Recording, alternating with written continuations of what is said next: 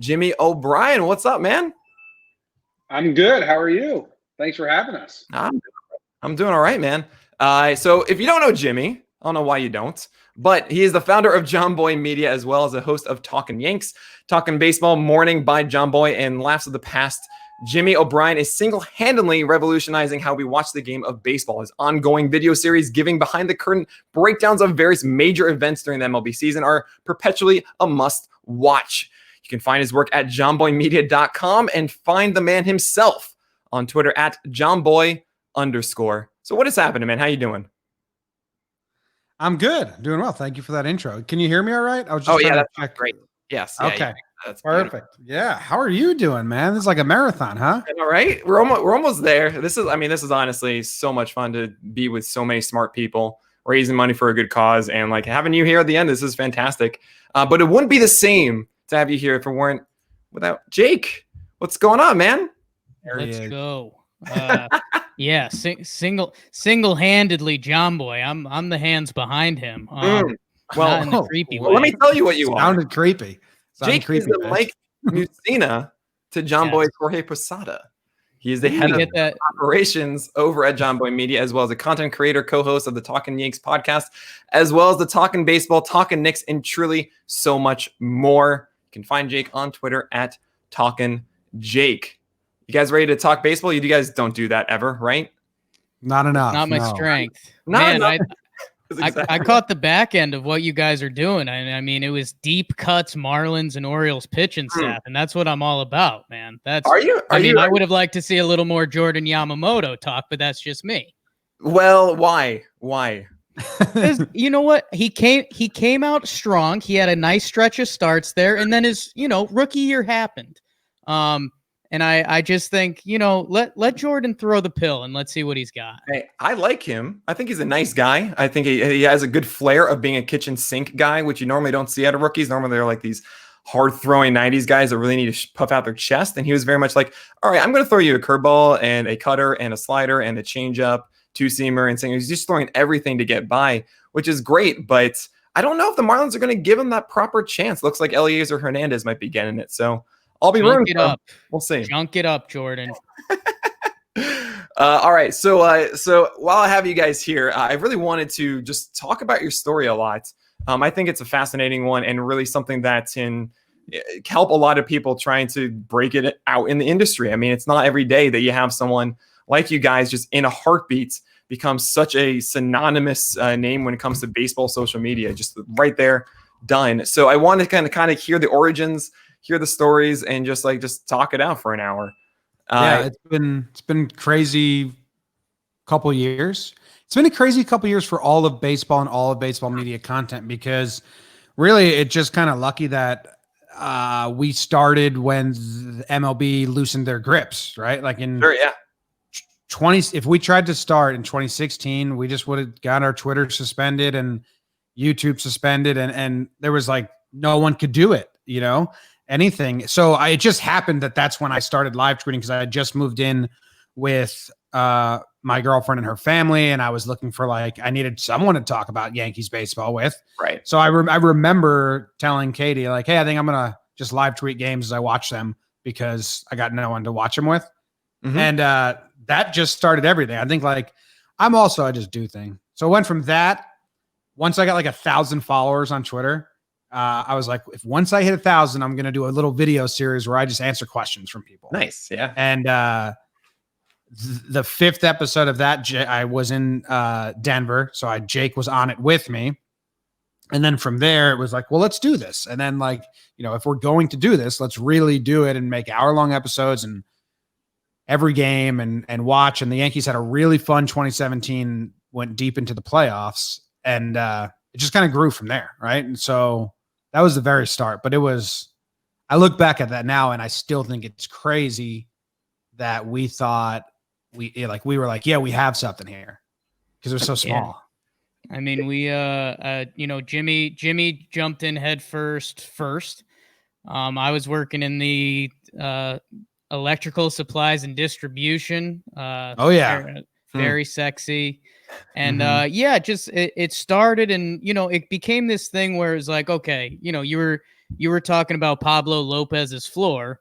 The floor for me was, we talk some Yankees. It's a quirky side hobby that I do with my best friend, Right. And then I think we had one promotion where we sold some jerseys with the company, affordable jerseys.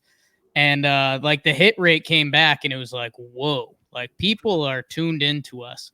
And I think that's when kind of the business thing took off, and it was, how's this going to happen? And is it Yankee centric? And, Jimmy listens to the people and they say, jump a little higher, do a podcast, do this video, do something. And he does it. And I'm the kind of the guy Jimmy turns to and is like, how high are we going to jump? And I'm like, let's do it. So we're in a really cool place, and it's, it's fun, man. So you're talking about also, Jimmy, about getting suspended by the MLB. Yeah, that's happened twice. Like we got shut down in 2014. And you guys, because I used to look at, I found you guys on Reddit because you would do like pitch of the day, right? Yeah, right. And vote on the best pitch of the day. And I loved it. Yeah. They don't let me do that anymore. Yeah, that sucks. It was awesome. I enjoyed it too. That was something like, I just enjoyed the fact. I started doing it because I love pitching. And Reddit doesn't let you do it, or MLB? The Reddit mods at Our Baseball don't let me do that anymore. Oh yeah, there's one Twins mod on Our Baseball who deletes whenever people post my breakdowns. He deletes them and like talk shit about it. Whatever. Reddit's great because like the breakdowns, like I follow, like I'm in Our Baseball every day. Same here. So like sometimes I'll just leave comments and someone's like, "Oh, it's you," and I'm like, "Oh yeah," but I've been doing this. Right. And then I also have like a conglomerate of every team. You can make a custom, but like, you can't post your own stuff, which I get. But the problem is with Reddit is it helped blow up the breakdowns because they share them there. Right. But it also, now people are getting them that don't want them. So then it's created a lot of people that hate me just because they're so sick of seeing those posted. That's a good problem to have though, right? Like that's got to a point that, okay, cool. Then we dial it back a bit and that's fine where we are right now. Yeah. But yeah, it's interesting that you mentioned Reddit because that's how everything that we have exists, is because I showed up one day to Our Fantasy Baseball and said like, hey, I'm an expert.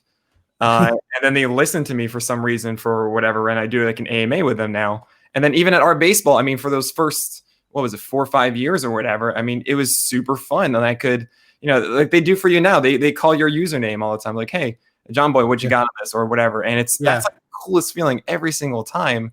Like someone is actually thinking of me to do this. Like I would, bend over backwards. Like here's every gift you want. Bam, bam, But yeah, you made it a good point about like MLB, like 2014. They're like, what is this? A gift? Get out of here. We want all gifts gone. They actually got like some email that they said, all gifts, get out of here. Done. It's actually illegal. Like, which is why they can't do it anymore. Like you cannot. Right. A 5-second GIF isn't copyright. So, exactly. We're all lawyered up now that we're a real company, and I like learned all this stuff, and I'm like, I didn't think it was legal that they were doing that. And they're like, yeah, that's why MLB had to stop, because they were like literally Gestapo on Twitter and the internet. So their whole thing, they say every single game, this content may not be disseminated in any form, is a lie. it blows my mind every time. I remember actually doing it. My dad like sent me a text being like, hey, I just heard on the broadcast this whole thing. Like this, they say you can't do this. I'm like, Dad, that's not true. So I want to kind of hear just really more of the origin of stuff, right? So like Jake, were you in all of this? Are you with Jomboy Bank? Wait, we got to do all this stuff. Are you pushing him to do this? Are you right there in the trenches as well? Was it, you're saying you're live tweeting, Jimmy, just in 2017. When was like, okay, now we're going to do this video content. I know you had that prank video that also kind of blew up a little bit too. But when was it like the moment they say, okay, I'm making these videos and they're actually, you said the affordable jerseys, but more of, wow, this is traction. And if I know that if I keep working at this, I'll get something back from it. Man, I don't think I realized it could be what it is now for us until it was that. Like you always hoped. Yeah. I still don't know what direction we're heading in, but I always had a creative itch in a way. I just never did it with baseball, which is so weird now to think about. But like I used to make Jake come over and do dumb videos with me like once a week. Like I Here's always some was filming. If you want to see some weird stuff, there's some old content out there. What's your favorite one, Jake? Oh God. I mean, I think the one we still advertise, I mean, there's some deep cuts where me and Jimmy used to basically just drink whiskey and be on camera that we, our mothers were never proud of, but then 12 shots of whiskey, and we'd answer a question from like friends and like people that knew us on Twitter and Facebook. And then take a shot. So by the end, we're 11 shots deep. I mean, we're zombies on camera by that point. I don't know if those are publicly listed anymore. We're idiots, but I think it's still on our YouTube. And I always click in. I'd say every couple of months. Grown Losers. We did. Jimmy did some time at a film school. And it was scripted. We had a film crew, and we put something together. And it's just funny, man. I mean, it's not the best acting you'll ever see. I think it's fair to say, but yeah, I mean, that's again, like if there was content to be done, I was in, and if there was something to be filmed, Jimmy was filming it.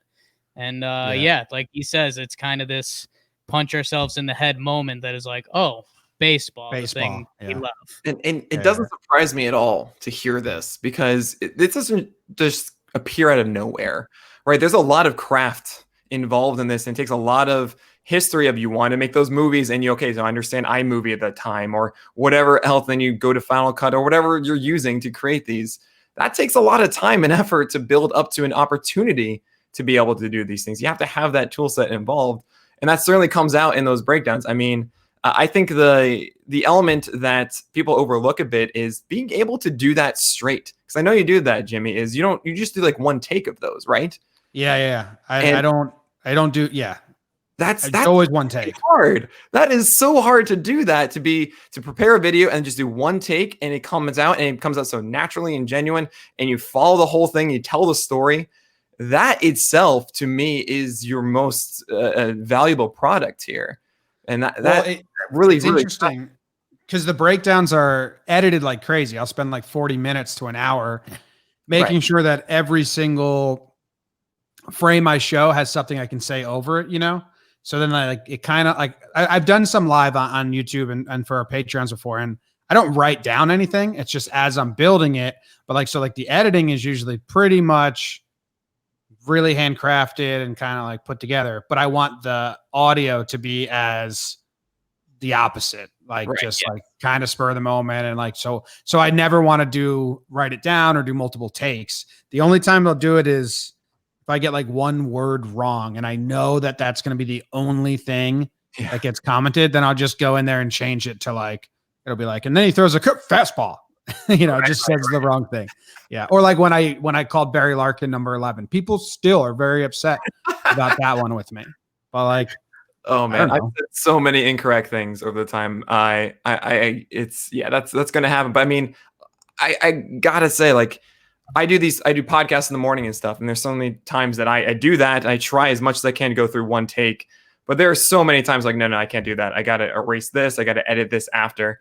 And to be able to do that on the fly, even though you already have a sense of what you're doing, that to me is just an expression of what you're dealing with. This isn't just some random guy who decided one day to talk about it and whatever. This comes from a history of things. You've worked to get to this point.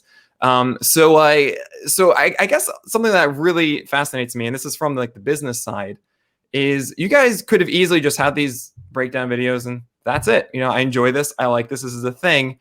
You guys have really been doing great things with it. You've gone, of course, across the Talking Yanks stuff. You have Trevor Pluth with you now. I remember meeting you guys for the first time, which was fantastic in spring training. And you had all these new staffers and people that were helping you out. And you're really being ambitious with it. And I cannot respect that enough. I guess my biggest questions are, what are those true aspirations, and just kind of how everything came to be to get to that. So I guess I want to ask first, tell me the story of working with Trevor Pluth.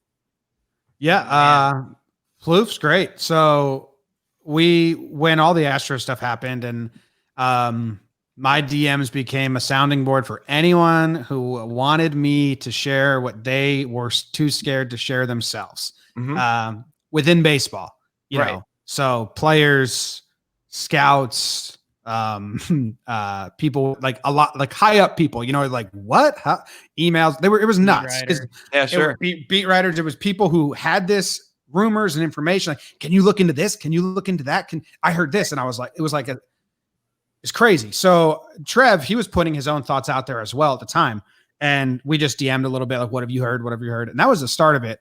And then Jake and I went out west. What were we out there for? Was it? I think we were in the Eastern and like, we're not giving anything away, but we were getting like an investment group together, and it kind of already happened. And like we got an investment and we were pretty stoked about it. And then we got like, I think Jimmy was DMing with him and was like, hey, Trevor Plouffe wants to meet up for a beer. And we're like, he kind of got it, right? But we were in this LA whirlwind where we're kind of not LA guys. We'd never really been out there. And we're like, is this just how LA works?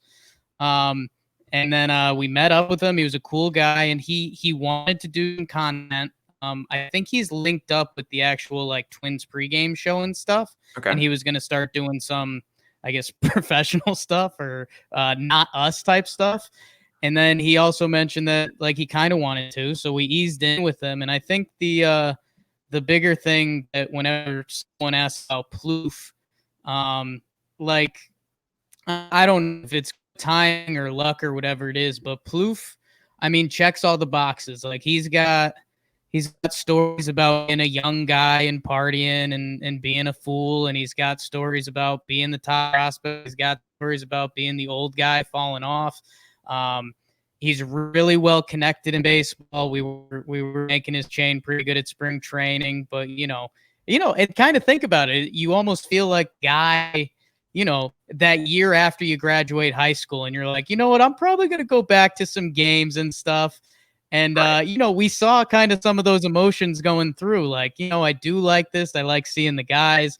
Part of me is also, this is weird. Like, baseball players play baseball every summer since they're 14. And he's also got this family side to him. He's got a couple kids, the biggest thing he hooked Jimmy on was like, there's a world where we want to do like kids baseball content. We don't know exactly what that looks like. Mm-hmm. Go follow Coach Ballgame for now, because that guy won us over and he's incredible. But Plouffe, it wasn't we ran into the first MLB guy ever and said, hey, let's make this work. Like he's been the perfect fit for us. He's liked everywhere. Like we go to spring training and like the grounds crew guy at Minnesota remembers him and he remembers him and they're like really good friends. And then we go to the Rays spring training and the woman who runs their social media knows Trev and they're like, oh, good to see you. And then we go to Orioles camp and some guy in the radio booth knows, like he's the like friendliest dude. And it's just been great. It lends credibility to us. He's enjoying it. And as we went around spring training, every time we went somewhere and saw kind of the people covering baseball in those press boxes, and Trev would just look and go, we're going to win. That's what he kept saying. Like, this is the competition.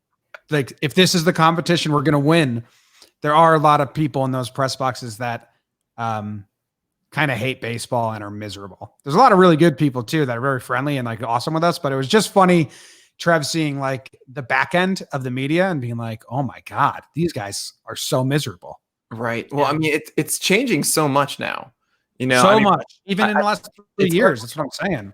It's crazy. I mean, obviously I'm more in the fantasy baseball world, of course. And I'm learning from everyone inside the industry that's been doing this since the 90s, if not even earlier than that.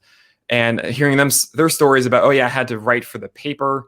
And then from there, I got my opportunity and it was just a completely different thing. Well, here I am. I just showed up and had a site, and that's pretty much it. But don't undersell it though, because it is a grind. Even what we do, it's still like every day. Very you got to hone it and all that. So all the real professionals do appreciate it. We were blown away when we were just doing Yankees stuff at first. Mm-hmm. I mean, Michael Kay, Jack Curry, people.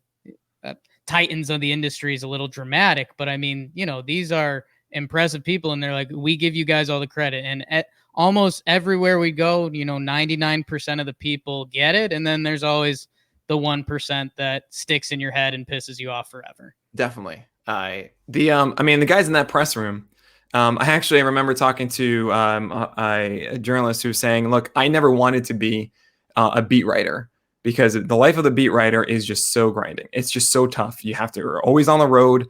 You eat terribly because you're eating ballpark food all the time. You don't see your family as much. It's just different. But I mean, there's so many options now to be able to still cover the team. I mean, obviously it's different. It's not the same as being inside the clubhouse every single game to be able to do that. But the opportunities are it's a different game than it used to be. And so that, I mean, people have definitely asked me, Nick, don't you want to do like the beat writing stuff? Like, I never want to do that. That is not the life at all for me. This is so much fun. I've been able to see things, not to mention seeing the game on TV is a lot easier to like talk about it. But like the camera angle and everything is so much better than being at the games. Like, I don't know what that pitch was. I can't see. I can't Yeah. So it's totally different. Yeah. Especially for you guys, because you like the pitching. Like, oh man, like, best part of the game by far, without a doubt. But so I really wanted to focus some more on that business side. As far as what you guys want to do with Jomboy, I mean, I want you first to try to list off all the things that you do now. The scope of it just keeps every single day expanding, which is so great to see. I mean, that just gets me excited because, I mean, we're here right now just because I'm like, whatever, let's just do this thing. And I love thinking big and what are the obstacles, and you realize, oh wait, we can get past that stuff. So I want to kind of hear what you guys do right now and actually what you want to do in the future. Right now we do a lot, which has kind of been the MO from the start. You know, I think when I went full time in 2018, we really didn't know what that looked like. Mm-hmm. And Jake was doing it with me, and what did we do? Two Yankees podcasts a day, and some side podcasts. And before 2019, I was like, hey, that is not going to get us to where we want to go. We need to do so much more. So we started like a Yankee pregame show every day. We started a radio show every day. Just like, let's do as much as we can and whatever sticks. And then the breakdowns were really just I was trying to do breakdowns to pull people into our big shows, like a little, marketing for the other stuff. Like, hey, if you like this, check out the full podcast. I didn't know they'd have a life that they have now and become what they are, which is, they're fantastic. But like, that's why they're only 2 minutes and 20 seconds long. Cause I just want to put them on Twitter. People would then check out everything else we do, as like kind of a launching pad. I still see them as that.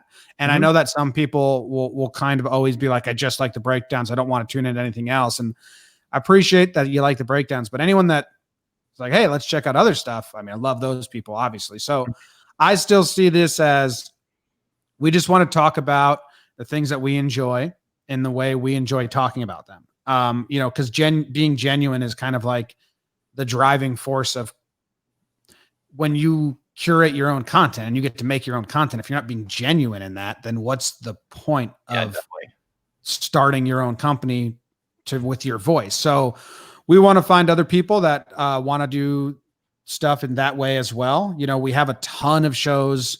Jake and I have Talking Baseball with Trevor Plouffe. We have Talking Yanks, which is the flagship. We have a history and comedy podcast called Laughs from the Past. That's once a week and just a lot of fun. And it's kind of a different outlet. We have Jomboy and Jake Radio, which is 3 times a week right now. And it's just kind of like, our life banter. And because sometimes we found ourselves spilling into Talking Yanks, Talking Baseball. We're just talking about our days. I'm like, hey, not everyone wants this. They're here specifically for Yankees and baseball. Like, okay, let's get a platform for people who are interested in just our thoughts on news around other news topics like that. And now that there's no baseball, we started all these shows where we're just like watching and reacting to old baseball games. We watched World Series from 1972 to 2019. We watched old game shows. That's a lot of fun. Some old school Sklar Brothers type stuff there. Oh yeah, right. I know those guys.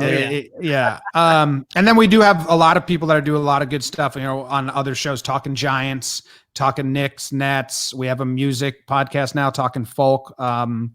And we're trying to do a couple, we don't want to be just sports. So it would be cool to have just kind of a culture company, and sports will always be the flagship, but we're just trying to grow and put stuff out there that we think if the hosts are genuinely enjoying themselves talking about it, I think you'll have an audience that enjoys hearing that, as long as it's a topic they also want to hear about. You know what I mean? And it was funny when we were interviewing interns and editors and stuff like that. A good question you prepare when you're interviewing with a company or in a startup is, what's the future of the company? And it got to the point where me and Jim were laughing because our walkaway statement was grow whatever into whatever we want. And that's kind of the flexibility we have as a young company.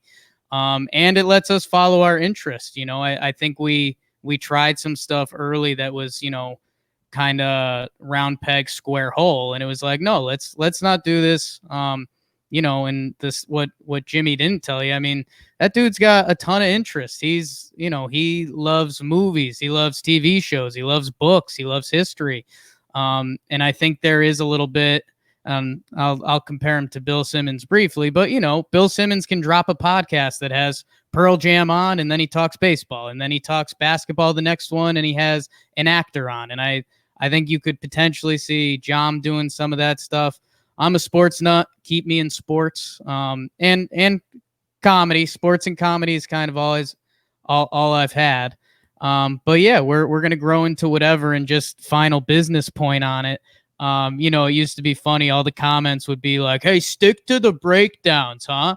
And it's like, yeah, that's what every good company does. They have one thing and they just only do that. So those comments used to always get a good chuckle out of us. Well, I mean, I think it's really important to show like, well, those are still going to exist and they're not going to change, and that's still going to be great. And great if you just you can just stick to the breakdowns. That's fantastic. Yeah. We're going to do all this amazing stuff too.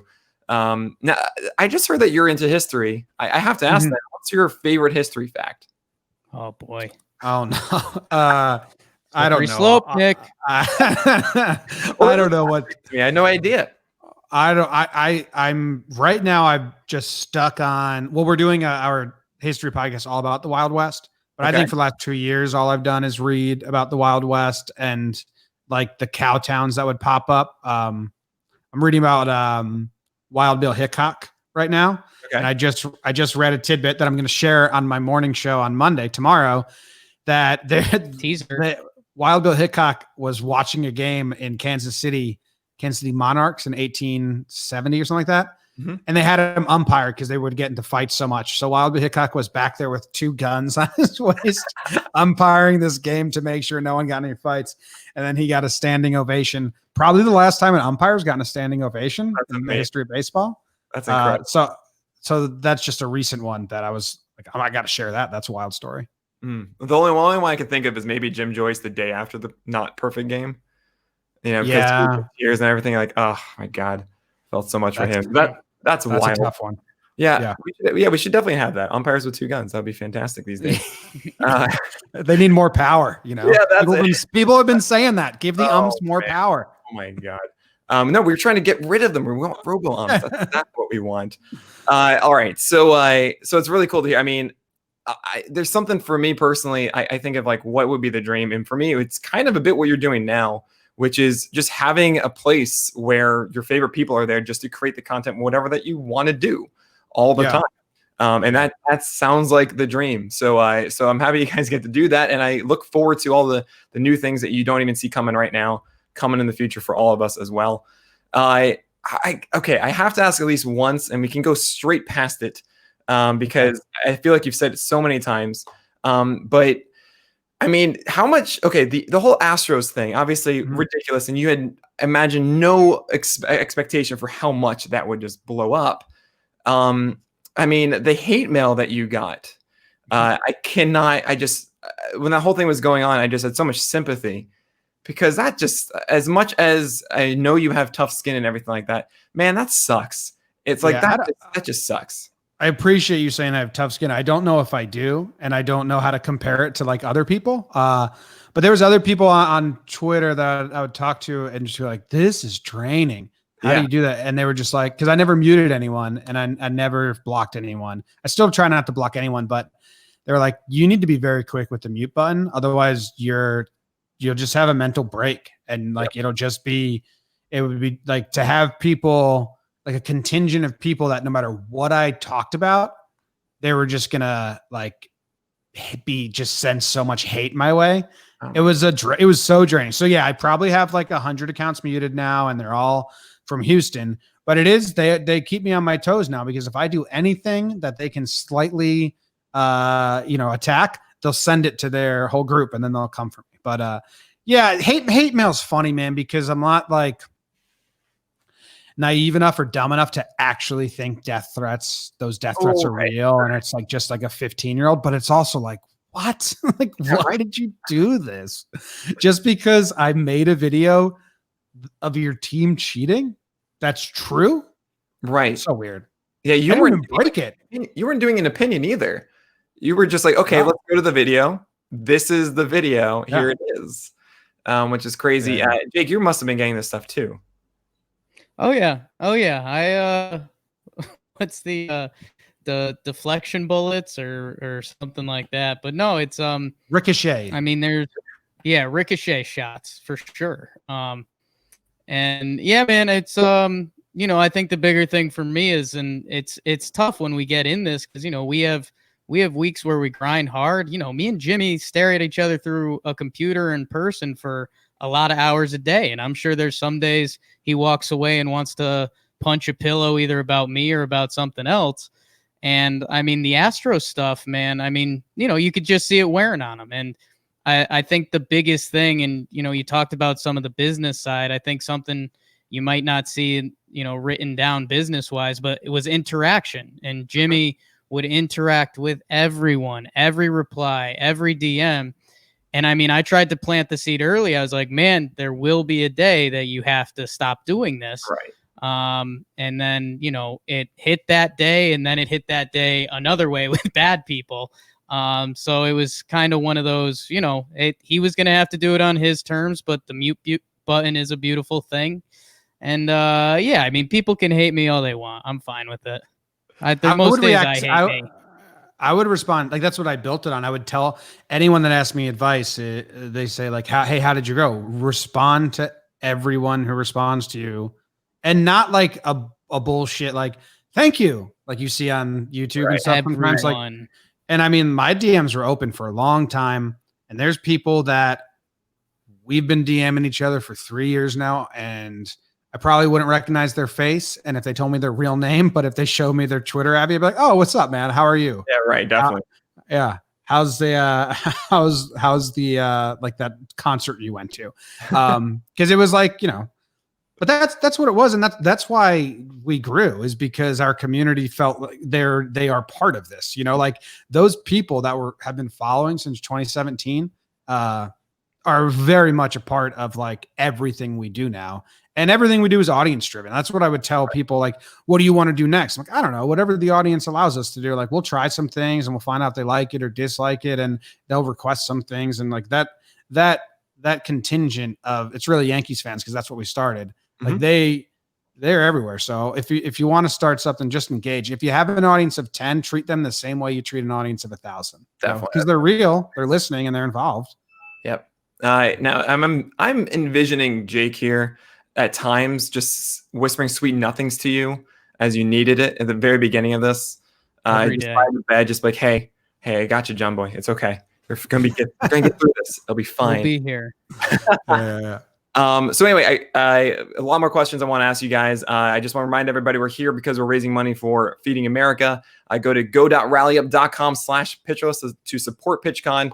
And of course, contribute as much as you can. We are about, I think it's like $1,400 away from hitting our $10,000 goal, which is crazy. That means $8,600 have been raised so far. Fantastic. So please, if you can, go to go.rallyup.com/pitchlist to contribute. So if they donate, I'll face app their Abby. That's my secret side hobby. Oh God. I just edit people's faces into a different face and then I tweet it at them. So everyone donates, send your receipt, and then I'll make you bald, or I'll make you with a beard or something. Oh, that's fantastic. Thank you so much for that offer. That's amazing. So sorry, I want to ask you guys a little bit about the process for you, because you were saying that you guys are Yankee fans. I mean, I grew up in Brooklyn, still there now. I wanted to be happy in life, so I became a Yankee fan. Smart. And it's been different for me since I started doing this, because I found myself not being a national fan of, like, not Nationals, but just a baseball fan in general. Obviously pitchers, and like I will root for Chris Sale and David Price when they're on the Red Sox because they want them to do well as pitchers. But then playoff time is when it's like, all right, now let's get down to business. Do you guys find yourself still just being like, no, I am a Yankee fan and that's it? Or do you find yourself actually oozing out into multiple teams? The breakdown started that for me, and I'm pretty honest and open about it. I'm just a Yankee fan, and baseball is hard to be a fan of multiple teams or even keep up with. Like if I watch 162 Yankee games, like I maybe 160 if I'm having a bad year and I got a wedding I got to deal with. Like I watch every game. It's hard to watch. So when I started doing the breakdowns is when I started finding out more about other teams and enough more information where then I told Jake, like, hey, this might lead to talking baseball because now I'm just like more in tune and it's growing. Jake's always been he's a sports nut. I was just a Yankee fan for a long, long time, but now there's players, especially now doing interviews. Like we just had Cole Tucker on the show, and I think I'll root for that dude in every at bat and every Red Sox Cole Tucker. I'm in. Like they better not. It better not happen. But yeah, but yeah. I mean, there's guys that we like now and dislike, and there's also like, I loved watching Verlander pitch, and he used to shove it down the Yankees' throat every time. But I just love the way he goes about pitching the high fastballs. I call them FU fastballs when he just throws it right down the middle and doesn't care at all. Like so like, even though I was a Yankee fan and it sucked me on the other end of it. And there's another pitcher too, Cliff Lee, when he was shutting down the Yankees in 2010, I'd still be like, but this is pretty cool what he's doing right now. Yeah. It's like, there's an art form to it. So there's like I like the sport of baseball. And sometimes your enjoyment of watching good baseball can push and pull with your Yankee fandom. But mostly just Yankee fans. Right. So it's not the same way for you though, Jake. You're just like Yankees. That's it. I've always been sports, man. I was the kid, sophomore year of college, not talking to girls, and one of my buddies would just name an NBA player, and I could tell you where they went to college, and like we do games like that, and I mean you can see it a little bit when we did the watching baseballs with old World Series and 163s and things like that.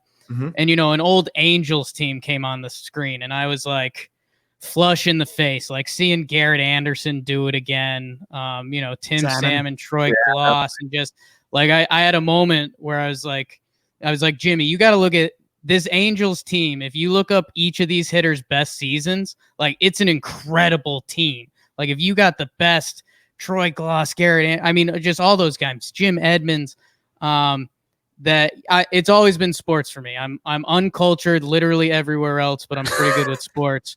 And I remember, and I'll see if Jimmy remembers this, but so when we start doing this, like because sports is what I know, I'm trying to push anything sports. So that's kind of how Talking Knicks started, because I'd say, when it was 10,000 people following us, and, I'd say 80% of the, people, and I am a Knicks fan, unfortunately, but people's Twitter's bios were Yankees, Knicks, Rangers, Giants.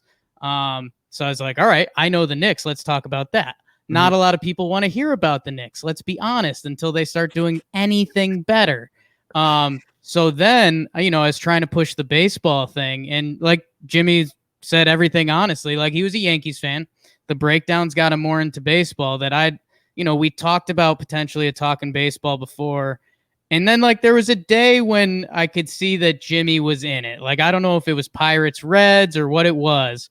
But I told him, I was like, so what? We're about 2 months from Talking Baseball? And Jimmy kind of looked up, and he had the same grin he had on his face right now. And he's like, yeah, about 2 months. And then we figured out what that looked like. And I think the biggest thing, advice to anyone is, be smart about it. When we mention Yankee fandom, if Miguel Andujar's in a slump, I can say Miguel Andujar sucks right now, where a beat reporter is saying, his swing doesn't look great. Let's see if he can figure out next series. Like, we can be real. Right. And man, like watching Rafael Devers hit when he's right, like when Big Papi was locked in, when me and Jimmy met and we're in Connecticut, half of our best friends are Red Sox fans. So you also kind of have to respect what's going on.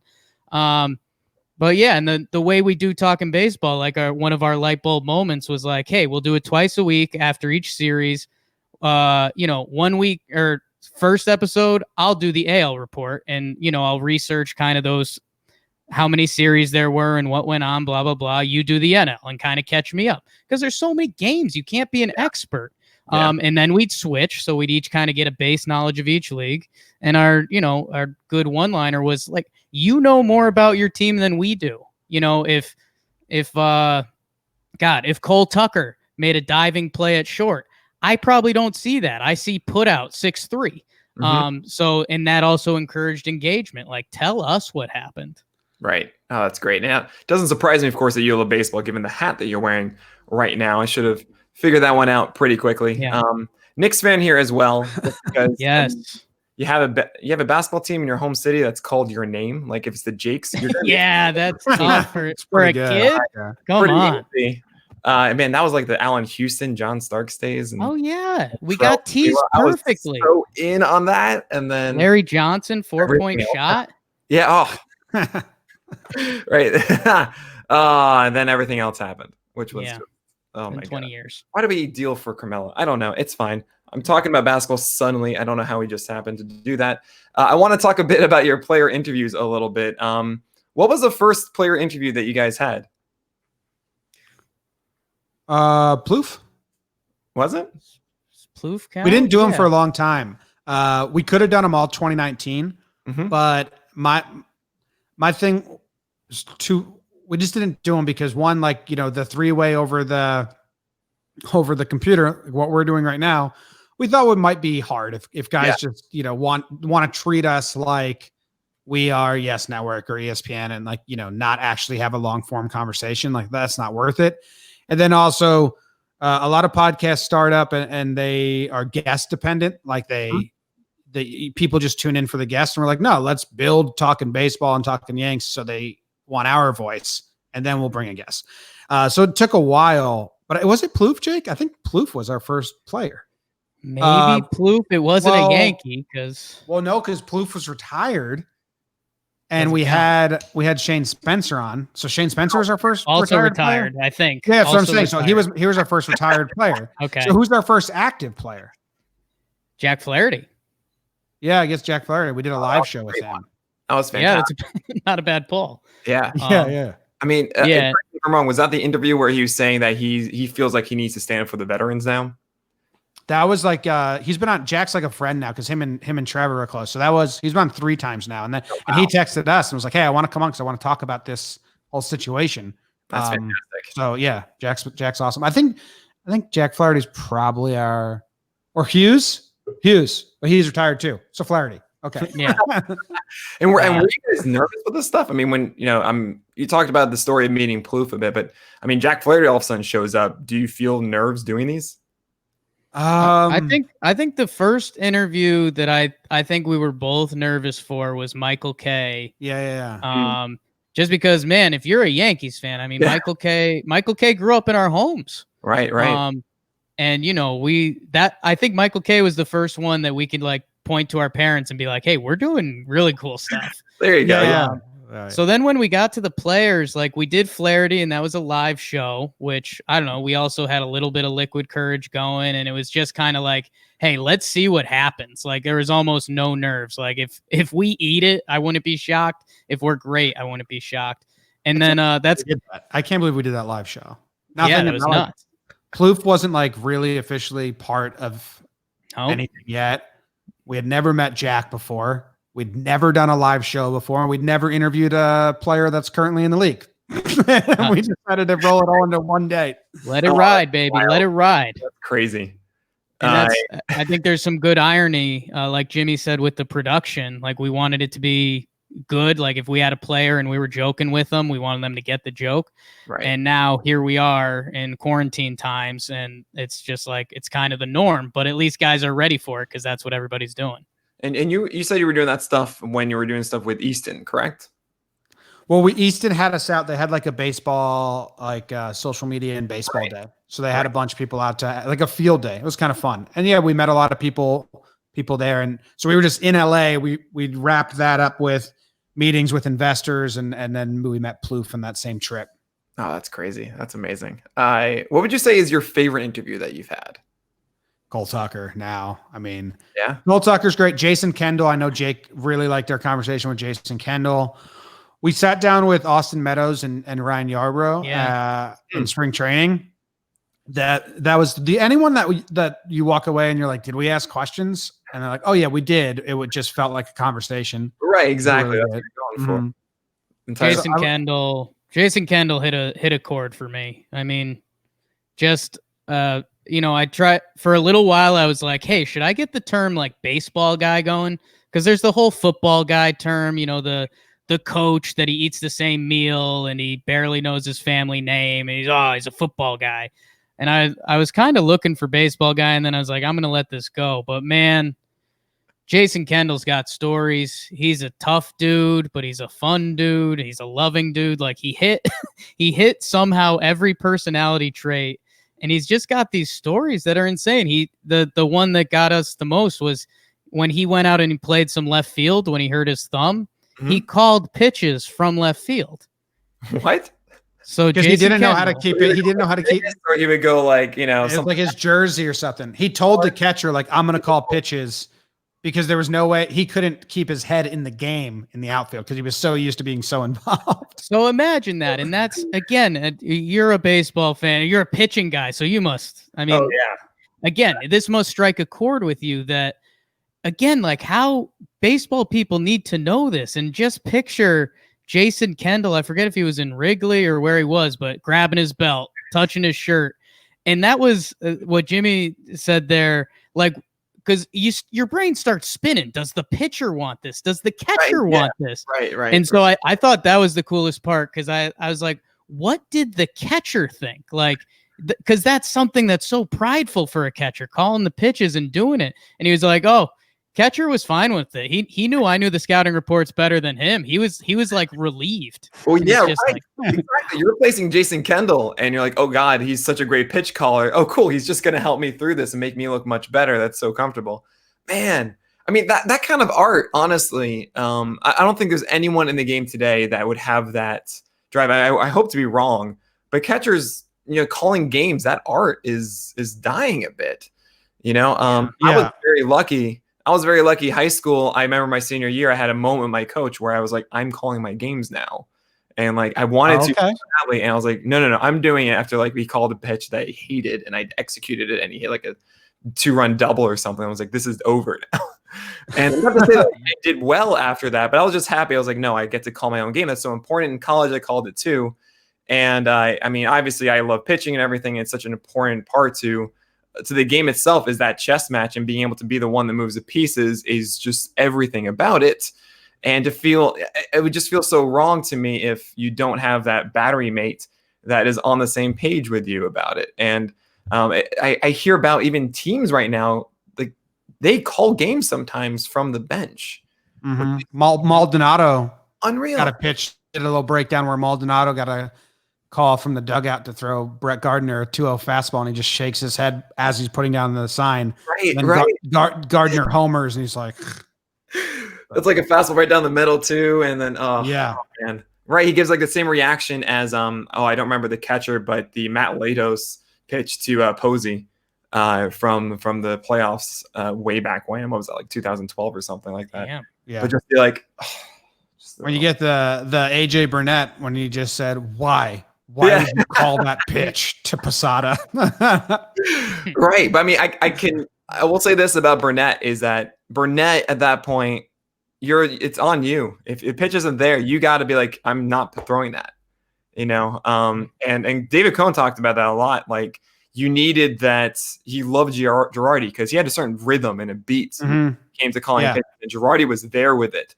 Cohn wouldn't shake off, but he would just stare down and would expect it to change after a certain amount of time. And Girardi had it. And he talked about his differences with Posada, because Posada was just a different feel. And it messed him up a little bit because of that. And it's just, that's such a special part of the game. I know it sounds like a curmudgeon. No, you don't, man, because this is what the breakdowns are. Like, why don't they? I want them to put on the score bug, like the progression, like FB and then the next CU, so you can see the sequencing. Oh man. So not like just when like pitch 1 is thrown and it says fastball and then it disappears pitch Right. 2. No, leave them linger it. Yep. So fans can see, oh, he just went fastball, curveball, fastball. Let's see if he goes back to the curveball now or double. That's the chess game. And Exactly. David Cohn does a good job talking about it in the booth, but no one else cares. And it's the most interesting part of the game, and no one promotes it. It's crazy. It drives me nuts. I remember actually Ohtani coming over, and we were all excited about Ohtani. He's pitching for the first time. It was spring training, and a Japanese broadcast had it. And that was the only way we can actually watch it because it wasn't on a normal minor league stadium for whatever reason. And their broadcast had 2 things that were just amazing. One, slow motion of every single pitch. Like from the back, not the side, not this like weird angle where it's all the way looking up here, like straight the back. You see the ball out of release and all of its movement on the way, the spin of it, perfect. And then the little box you see in the corner of the strike zone, they had different shapes for each one. So it wasn't just a 1 circle, 2 circle. It was like 1 box for a slider, 2 triangle for a splitter. That's smart. Thank you. This is like so easy to do, and it just makes it so much better. You're telling the story of the game. Oh, man, you hit a chord there. My God. Okay. Yeah. Well, speaking of, we got our first donation and from Alex Rinaldi. And so I did what I promised, and I gave him a goatee and bangs. Look at that. So donate, people. Donate. Fantastic. He doesn't have that in real life. Okay, we are past the 9,000 mark. We're close to 9,100. Yes. Amazing.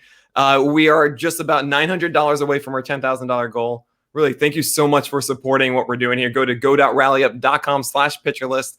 We have about an hour and change left since we're closing. Hopefully we can hit that $10,000 goal and give out all of those ridiculous prizes at the end.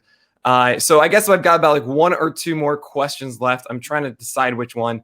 Of all those breakdowns that you've done, and like not the real crazy ones, obviously the bang bang, obviously the savages in the box, and my personal favorite, the Marcus Semien shaking off, or looking at Semien and Semien said at him. I love that one.